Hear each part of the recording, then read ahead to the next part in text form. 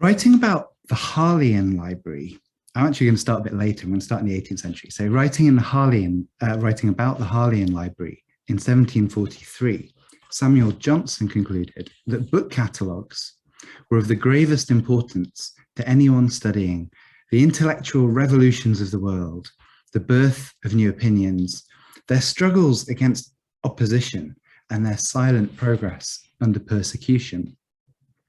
Inventories and catalogues of book ownership offer some of the richest surviving resources for the study of early modern societies, their material constitution, their understanding of property, and the ways that goods and ideas circulated between groups and individuals. Book lists can show the processes by which ideas were ordered by royalty, scholars and clerics, members of the book trade, and regular book owners. Inventories and catalogues constitute attempts to control data. They can also represent instruments for regulating or restricting the conceptual tools available to societies and individuals, for example, lists of banned books. Inventories in the form of sale catalogues and gift registers are crucial to recreating patterns of ownership as books pass into and out of collections. Catalogues can be works of homage, self-promotion, or biography or autobiography, as well as scholarship. And records of dedicated collecting can help define individual or institutional identity. As documents compiled by humans, they can also testify to our endless capacity for eccentricity, error, and invention. What can we learn by studying the collections of Edward II Viscount Conway, one of 17th century Europe's preeminent collectors of printed books and literary manuscripts? Using the books of this extraordinary collector, we can think through the ways that books were acquired, stored, and used in the 17th century. Also in this talk, I want to stress the importance of the work of librarians in this story, both the men who originally helped Conway organize his books, those who acquired them in later, the people who acquired them in later generations, and the vital role played by the Armagh Robinson Library in preserving what's left of this once magnificent collection. So this evening, I want to tell you a bit more about Conway himself before turning to the collection he put together in Lisnagarvey, which we've heard a bit about this evening already. We'll think about the way this collection was gathered and what it contained before thinking about its fate and asking what remains, including a few volumes, some of which, one or two of which you've seen and a few that you haven't, and the enormously detailed catalogue, kind of wonderful document that we've already seen some glimpses of. I just wanted to, before we go any further, just to thank the library again for inviting me and to library staff who've hosted me on two really wonderful visits. I also wanted to thank Hannah Drennan, who's here this evening. I was lucky enough to teach Hannah at King's College London on her master's degree, and she very kindly took the images that I'll be showing in this talk. So even in the context of Conway's well-documented love of books, the sheer scale of his collecting comes as a surprise. So before I go any further, I just wanted to pause and really emphasize this point. Maybe asking the question, how big is big for an early modern private library? So we might think something like 400 to 600 books. That's a pretty big library. I think you'd be pretty pleased with that if that was your library. Well, in the 16th century, we have Sir Thomas Smith, Francis Russell, Richard Stoneleigh, William Gent or Gent, I'm not sure how to pronounce that. So by the end of the 16th century, they've acquired about, 400, 500, 600 books. There are a couple of people who manage over 1,000 books by the end of the 16th century. So Henry Fitzalan, the Earl of Arundel, and of course, William Cecil, the all-powerful Lord Burleigh. There are a handful who kind of make it into the multiple thousands too. So Henry Percy, the 9th Earl of Northumberland, the Wizard Earl, he seems to have had about 2,000 books. So Thomas Tresham, a bit more than that. John Baron Lumley gets up to about 3,000. The Sidney family, by the time their collection is catalogued in 1660, we've got over 4,000. Of course, that's a family collection. It grows over many decades, many generations. And then the Library of Thomas Howard, the Earl of Arundel, with about 4,500 volumes in 1646. So these numbers really help us understand the scale of Conway's collecting. As we've already heard, his library catalogues together record about 12, 13,000 books, with upwards of 8,000 books listed at the estate in Lisnagarvey, and a further 5,000 to 6,000 items in London. And there are also other things such as his correspondence. There's also a list of double and imperfect copies, and these enable us to bring up the number significantly. So who was Edward Conway? We've seen this picture of him already. I love it. I kind of think that he's thinking, who, me? As he points to his Order of the Garter. The second Viscount Conway was baptised on the 10th of August 1594 in Arrow in Warwickshire. According to his friend George Garrard, also a friend of John Donne, Conway was bred up in Dutchland under the particular care of the Lord Vere. So this suggests a martial training in the Netherlands under his uncle Sir Horace Vere. He's certainly serving with Vere by about 1614. In the 1620s, he held a series of military commands in the Low Countries, also fighting at Cadiz and at the Isle of Ré, where he commanded a regiment of 4,000 troops. In 1624, 1625, he sat as an MP for Warwick, although it's worth pointing out, it does seem that the principal inducement for him to become an MP at this point was to avoid being arrested for his debts. You know, we've all been there. Conway was returned as MP for Yarmouth in 1626, thanks to his influence on the Isle of Wight, and in 1628, he joined the House of Lords. It's the next year that he moves to Ireland, where he remained until 1635, leaving for a spell in the Navy and returning again in 1639. As a rather snarky Thomas Smith explained in November that year, "My Lord Conway is made Lord Marshal of Ireland and is to go and settle himself there for good and all shortly, which I am not sorry for one jot." In fact, no doubt to Smith's chagrin, he returned to England in 1643. And we've already heard a bit about the pressures put on him during the Civil War. He sided with the king, and in 1653 wrote that nothing could be more pleasing to all degrees of men than the dissolution of these Parliament men. So he's a confirmed royalist, in other words. Conway's grandfather, Sir John Conway, had been a commander in the Netherlands, serving alongside the illustrious Sidney family during the Dutch-Spanish Wars of the 1580s and 90s. Sir John was a minor poet, and family accounts drawn up at his death confirmed that he did own a book collection, although frustratingly little detail is recorded about it. One entry reveals that a room at the family estate of Ragley Hall contained, quote, glasses, books, etc. Elsewhere, they note that in the best closet at the lodge, there were, quote, many books and some glasses. And in a chamber by the gallery stood a cupboard with a book of navigation. So make of this rather sparse information what you will. Sir John's son and our subject's father was Edward, 1st Viscount Conway, an important soldier and statesman who served as Secretary of State to both James I and Charles I. This Edward Conway owned at least 2 substantial libraries, which are much more thoroughly documented.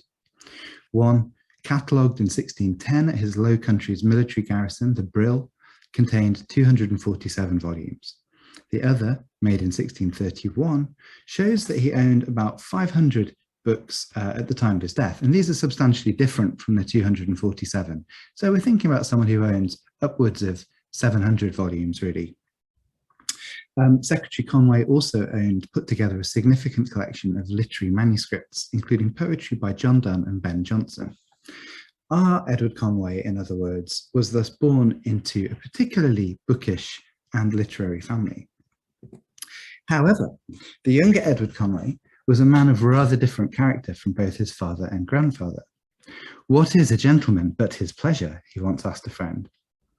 Growing up in an atmosphere of greater wealth and privilege than either of his immediate forebears, he became a lover of life's more refined pursuits, exquisite, rare foods, the breeding and training of horses and birds, and the acquisition of printed matter, from subscription playbills to gloriously bound volumes imported from overseas. The Earl of Clarendon, the great historian of the Civil Wars, summarised contemporary opinion of the second Viscount. "There was no action of the English, either at sea or land, in which he had not had a considerable command, and always preserved a more than ordinary reputation. in spite of some great infirmities, for he was a voluptuous man in eating and drinking, and of great license in all other excesses, and yet was very acceptable to the strictest and gravest men of all conditions. And which was stranger than all this, he had always from his pleasure, to which his nature excessively inclined him, did I mention, and from his profession, in which he was diligent enough, I suppose, reserved so much time for his books and study that he was well versed in all parts of learning, at least appeared like such a one in all occasions and in the best company. Conway was always sure to surround himself with comforts and luxuries, fabrics, candies, pedigree horses, and birds. He employed a band of musicians to entertain him on his Irish estates, and his many literary friends were well placed to act as agents and often acquired goods on his behalf, as we've heard, sending them to him along with recent gossip and scandalous poems circulating in manuscript. To be friends with Conway, it would seem, one required a robust sense of humour, a stash of ribald poetry, and, preferably, a fancy sausage freshly imported from Bologna. Yet above all this, it's abundantly clear that the main love of his life was his books. Complaining of deafness in 1652, he explained, "I have not delighted in anything so much as reading and discoursing. If I lose my hearing, I lose the one half of the joy in my life." Conway's search for printed matter took him to Westminster, St. Paul's, Temple, Fleet Street, Bedlam, Little Britain, and Duck Lane. It also extended well beyond London, to Birmingham, Penshurst and Lyndhurst, Paris, Lyon and Douai, Antwerp, Dublin, Frankfurt, Florence. Conway thought about his book collections very deliberately, researching the availability of particular books, establishing a network of informed purchasers, and arranging his libraries to suit his reading habits. Rather than thinking about his entire collection, I want to focus today on the 8,000 or so books he held at Lisnagarvey. The Conways' Irish estate had been established by Sir Fulk Conway, the second Viscount's uncle, and we've heard a bit about him and the fate of this collection. When Fulk Conway died in a house fire, the property passed to his brother. Then the second Viscount inherited it in 1631-32, along with its manager, George Rawdon, who we've heard about. I want to take seriously Brenda's suggestion that there might not have been a fire, but I'm also going to proceed on the assumption that something must have happened to this collection. And what I know of it is that there was this claim of a fire on the estate.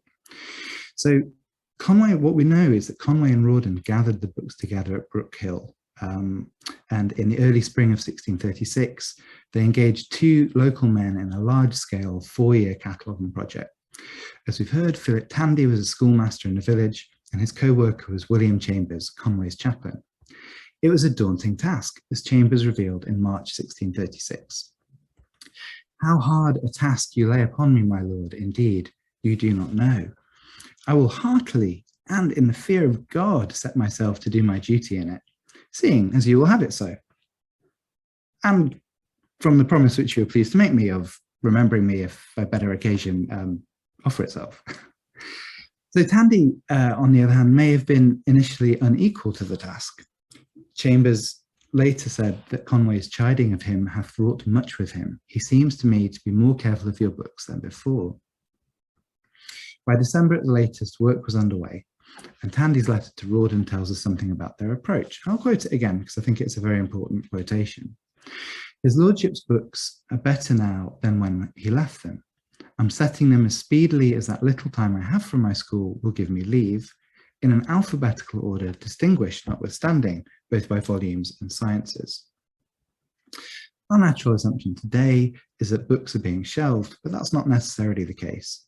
Thomas Tresham is known to have specified books for my closet drawer in 1582, noting others as left on the shelf or on the table in your closet. As Elizabeth Leadham Green and David McKittrick note, for much of the 17th century, it was still quite usual, even in great houses, for books, as items of relative rarity, to be kept in closets and indeed in chests. and some of the earliest 17th century bookcases are in the form of shelved cupboards. Tandy's letter does reveal that some of the books were kept out of view. The chested books, he says, I have in this Christmas vacation unchested again and put into the dining room, where they are oft as they need, aired by good fires. The term chested may imply that the books were usually kept in closed trunks and occasionally brought out for airing, or that they'd been transported in trunks or boxes and were only just being unpacked. Certainly, boxes full of books were not considered unusual in the Conway family. In March 1636, Conway's sister Brilliana Harley wrote to ask, "Have I mistaken in writing or you in reading? For I sent a box of pies and not papers. But I think if I could have found out a box of books that has not yet been seen by my lord would have been as well pleased with them as with any other present." So what does seem more certain about this collection is that the books were physically arranged by subject matter. Chambers explained that Tandy placed the books in their several faculties alphabetically because your lordship was bringing your catalogues to that method when I came from England. We don't have any drafts of Conway's earlier catalogues, but it does seem like he was attempting this himself. Chambers refers to a two-tier organisational principle, first faculties and then alphabetical order within each faculty. Conway's catalogue, in other words, was not simply a list of his property. It was a finding aid and an attempt at classification. So here is that catalogue again. You've already seen what an enormous document it is, transcribed over 100 pages in several hands. And you can imagine how I chuckled when I first turned up at the library, having allocated myself 3 days to transcribe the whole thing, not having seen it yet. So the catalogue notes various bibliographical identifiers: title, date, size, and place of printing. It begins with a contents list written in Latin, noting 60 class subdivisions. Each of these is further ordered by size of volume. Volumes recorded at the end of each subject section tend to be dated 1639 or 1640, suggesting that new acquisitions were added after much of the document had been completed. The 60 subdivisions are ordered thematically. The first 11 sections deal with religion and are followed by books on magic and demonology and philosophy. The catalogue progresses to include science, including natural history, medicine and horse medicine, and then mathematics. It continues from science to music, architecture, and military and naval arts. There follows a loosely connected group, Libri Critici, hieroglyphics, and mythology. A group of early modern social sciences forms the bridge to a group of rhetoric and language books. A long run of literature subdivisions begins with satirical writings, then divides material into poetry and drama. The remaining section headings, 44 to 60, treat history, mostly divided by geographical area. In fact, the catalogue contained a further 21 sections not listed in the contents, including one on bibliothecae, i.e. other libraries. So the fact that a whole section of the catalogue was given over to other library catalogues suggests that Conway refined his methodology by reading about other libraries. Maybe this seems quite natural, but I really like this thought that Conway enjoyed reading about books and thinking about how to arrange them as much as he actually enjoyed owning them and reading them himself. So 10 years after Conway inherited the estate, as we've already heard, Sir Felemy O'Neill, Sir Conor McGuinness and Major General Plunkett led a force of almost 9,000 men in rebellion against English rule in October 1641. And they targeted Conway's estate en route. Conway repulsed the attack, but the retreating soldiers, it is said, set fire to Brookhill House, where the library was stored. And given the evidence of surviving books, it would seem that virtually everything was lost in the fire. Now, I guess one question is what survives, what doesn't survive, right? So I'm an English literature specialist, so some of the items that we're likely to have lost leap out to me immediately. The poetry collections by John Donne, Michael Drayton, Samuel Daniel, John Davies, editions of Chaucer and Langland, Ben Jonson's 1616 folio Works, 5 of his plays in quarto. In fact, one of the most remarkable things about this collection and its catalogue is that Conway seems to have owned 350 English plays published between 1560 and 1640. So that's more than half of the 600 plays printed in total by 1640. And overall, he has 619 plays in 4 languages, really, really into buying drama. He also appears to have owned 3 Shakespeare quartos that were unrecorded elsewhere, including a first edition 1597 Love's Labour's Lost, a combined Henry IV, the first and second part from 1619, probably a pirated version, and The Taming of the Shrew by W. Shutt in 1621. And I just put here, you know, I could have copied and pasted any number of the items here, but I just wanted to give you a sense of, if you open this catalogue up at the English plays section, you can see here the great and the good, really. Perhaps I wasn't able to read entry number 12 when I went all those years ago, but you can see here the richness of his collections. Nevertheless, some books do survive, and we've already heard about ways that they can be identified, not only with this stamp, but one of the easiest ways of identifying a Conway book is by this distinctive stamp on the binding. For Oldfield of the British Armorial Bindings website has identified 3 different stamps, which he describes as a Moor's head, cooped at the shoulders and wreathed about the temples, coronet of a viscount. I should say, I found no evidence that the Conway family were involved in the slave trade, although the presence of this image nevertheless joins the racist stereotypes in emergent European depictions of black bodies from Africa, the New World and elsewhere, as well as the long-standing English visual tradition of decapitated Saracens from the Crusades onwards. I think it's probably most likely that Conway thought of this image as fancy and exotic ornamentation, rather than consciously considering the history of violence that it evokes, a stance that is, of course, problematic in itself. In the remaining time available, I want to take a look inside some of these books. So here we go. We've already talked about the fact that a lot of his material is history. So I thought I'd start with Pier Francesco Giambulari's Historia del Eropa, published in Venice in 1566 in Italian. This is by a Florentine historian. It's the first general history in Italian. And it's a compendium that was left unfinished at the author's death, but seen through the press by Cosimo Bartoli. And one of the interesting things about it is that the print, I learn, is by the Sienese typographer Francesco de Franceschi.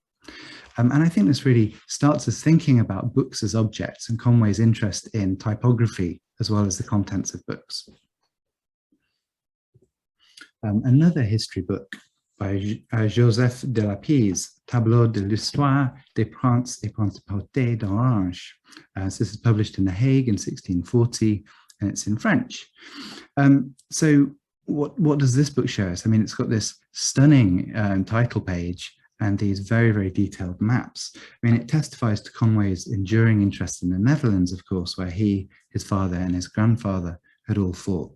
But it seems just as likely, I think, that he's collecting this because it's a kind of masterpiece of printing with, you know, interesting fold-out maps, incredibly detailed, both geographic and city-based views of Europe. A related book, it's not exactly history, but I suppose navigation, map making is involved in this. So this is Lewes Roberts' Merchant's Map of Commerce, published in London in 1638. So this supplies as a book both the standard topographical information needed by English travellers abroad and details of local commodities, currency, weights and measure, rates of exchange, things like that. It's a useful book. I'm not saying that Conway carried it around with him, but it's seen very much as a useful book. Again, seems quite likely that he's buying it as an item that's been particularly well printed as well. You can see this map of Asia here in the center of the screen. No early modern book collection is complete without some biblical criticism. So I don't know if this is biblical criticism, but you can see it's a concordance to the Bible. It's the second edition of Samuel Newman's immense achievement of 1650, the second edition of 1650. So this work was the third attempt at an English language concordance to the Bible, and it is generally considered the highest quality work of its kind in the mid-17th century. In fact, as I learned when putting this paper together, it was still being reprinted 250 years later. That's just how good it is. So a real monument. But again, we can see, well, you can see up here, John Rawdon's signature, as we've already heard about from Brenda, but he's collecting big biblical scholarly works alongside his interests in drama and poetry and more light-hearted works. The next book I wanted to show you was the Works of Vitruvius, published in Basel in 1614. Of course, Vitruvius is a Roman military engineer whose writings on architecture and proportion were so hugely influential both in ancient Rome and in the Renaissance. And of course, we know him mainly through Da Vinci's Vitruvian Man. But I wanted to point out that this is a book in German. So again, we've had German, Italian, Latin, French. It's testifying to his interest in architecture, but also, I mean, look at that typography. I think that he's really interested in this as a created and very beautiful object, among other things. We've already come across this one, the Fasti Danici of Ole Worm. This would maybe be filed under languages and literature. His Worm is primarily remembered as a physician. He's also a major collector of Danish literature, especially in runic alphabets. So again, there's real kind of scholarly interest in the history of language. And then here is Prosper Alpinis de Plantis Exoticis. So this is a book on botany or maybe medicine. Alpini was the fourth prefect in charge of the botanical garden of Padua.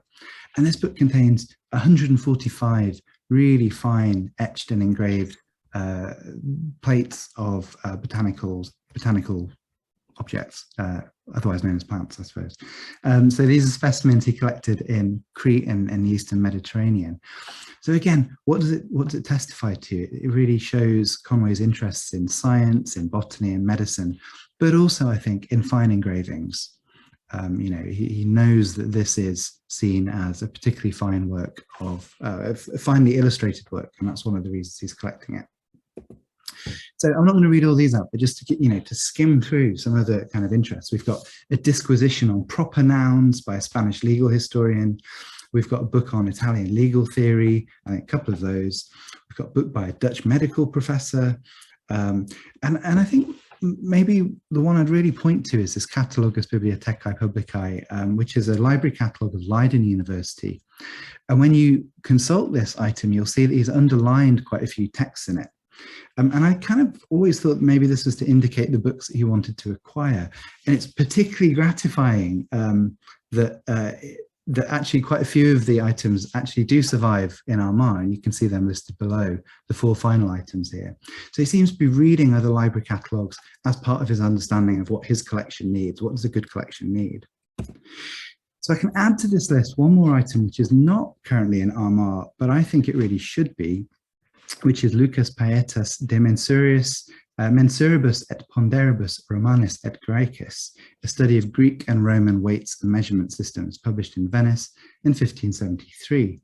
And the subject matter might not sound all that promising, but you can see the beautiful typography here. And I was actually able to buy this one at auction a few years ago. I do hope that in due course it will return to Armagh where it can be with its friends. So what are the patterns we see here? Languages and cultures, right? We've got English, Latin, French, German, Italian, Danish, Greek, Dutch. We've got a real tour of the hotspots of international printing: London, Basel, Paris, Leiden, and especially Venice, quite a few books from there. A vast range of subjects, of course. And I think the point I'd really want to make is this real interest in printing quality, maps, engravings, and typography. The books defined Conway, and on a straightforward anthropological level, his collections embodied his character. Conway was omnivorous by nature, a man as much humoured by rude jokes and scandalous gossip as he was well-read in theological debates and military theory. Nevertheless, his catalogues clearly represent serious repositories of information about the kinds of knowledge circulating in the 17th century. In addition to being stores of serious history and jurisprudence texts, the Conway libraries abounded in plays, romances, and jest books, and these were not discriminated against when it comes to making a catalogue. Conway's libraries offer a more democratic representation of the knowledge available in 17th century Europe than almost every other private repository. And I appreciate I've just hit exactly 30 minutes. I'm going to go on for one more paragraph, if that's okay. In recent years, it's really notable to me as someone who works in book history that we've had real major interventions in the history of libraries. We've had the 3-volume Cambridge History of Libraries in Britain and Ireland, the 2-volume Oxford Companion to the Book, and the 10-volume Private Libraries in Renaissance England, among many other resources, including vast online ones, terrific work being done by Christina Dondi, for example. But would it be fair to say that we don't really have a body of critical literature that we'd call library theory, in the same way that we could probably quite easily identify a body of work called archive theory? As Eric Ketelaar has recently summarized, postmodernist scholarship in the wake of Derrida's archive fever led to a shift in archivistics from the actual archival document to its functional process or context of creation, from the archive as a product to archive as a process. The last half century of archival scholarship tends to recognize that, quote, records contain no truth. In other words, the reality and the way we record things are interdependent. Scholarship over the same period has also been subjected to what's been called the archival turn, first defined by the anthropologist Anne Stoller. This kind of work resists an understanding of archival scholarship as a process of knowledge retrieval and thinks instead about knowledge production. Now, I'm obviously not going to set out a theory of libraries now, but I suppose I wanted to end by just pondering what might such a theory look like, how our understanding of the information contained in books is enriched by a serious consideration of the way those books were collected, handled, stored, sold, bequeathed, lost, and destroyed. That's what we're doing as a practice, but I wonder what it would look like as a theory. In a time when our access to reliable knowledge is more important than ever, to paraphrase a recent book on archival history, I suggest we need to read with libraries and not only through them. Thank you very much.